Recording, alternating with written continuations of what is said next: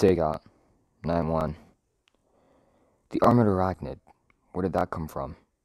Connor asks Lance as they sit in an unmarked patrol car. The two are watching what looks to be a warehouse. When I tracked Powder Jim out of New York, I was gone for 3 months. I wanted to come back a little bit different. Plus, my old suit was damaged. New suit, new name, Lance says. Connor nods in understanding before running his hand through his hair out of boredom. What time is it? Connor asks.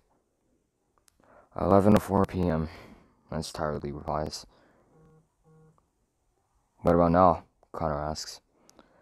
12:27 a.m., Lance says to him, slowing his words out of exhaustion. You know how heroes like you and the Avengers fight to stop crime and all that? Connor asks Lance. Lance runs his armored suit's hand over his face and nods while staring out the window. Well, what if at some point something happens and there's never any crime or threats to anything or anyone ever again? Would you guys all just retire? Connor asks while tilting his head. I don't think we'll ever be able to stop. As long as there are heroes, there will be villains. And when old heroes end their time, new heroes will come, and so will new villains. Lance is trailing off.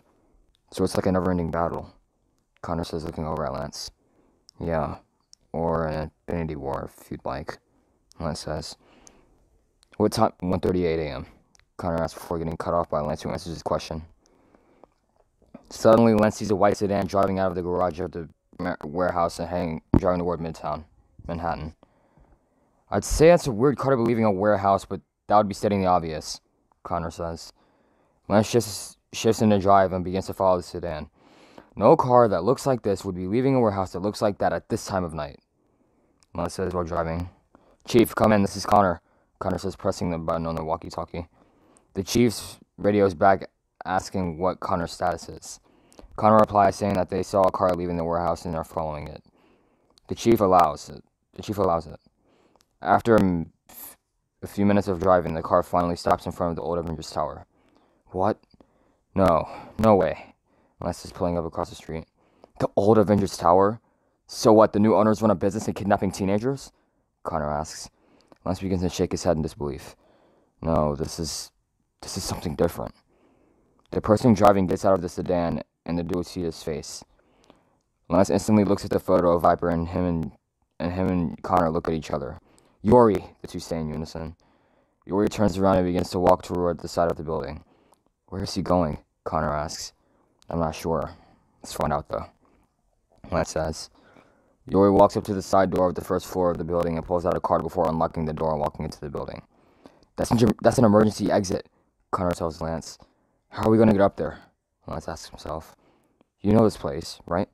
You know your way around the building? Connor asks while gripping his rifle. No, Lance replies. You don't? How? This is the old Avengers Tower, Connor replies.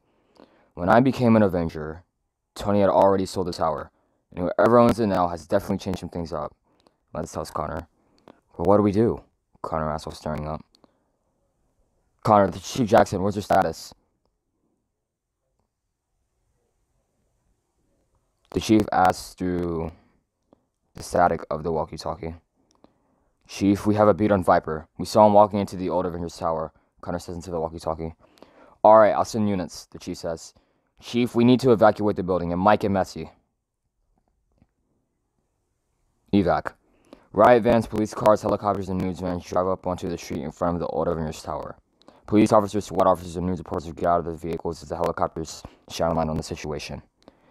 This was a pretty bold call, Lance, the chief says while standing beside Lance and watching the officers move into the building. Yeah, and it was bold of you to allow me to make that call, Lance says, looking at the chief through the mask's eyes. You know, my niece reads these comics about an orphan vigilante in a crime-riddled city who's a really good detective. You remind me of that character a little bit, the chief says while smiling at Lance. Suddenly, a news reporter with short black hair walks up to the two holding on a microphone. Excuse me, Chief Jackson, may you answer a few questions? The news reporter asks loudly.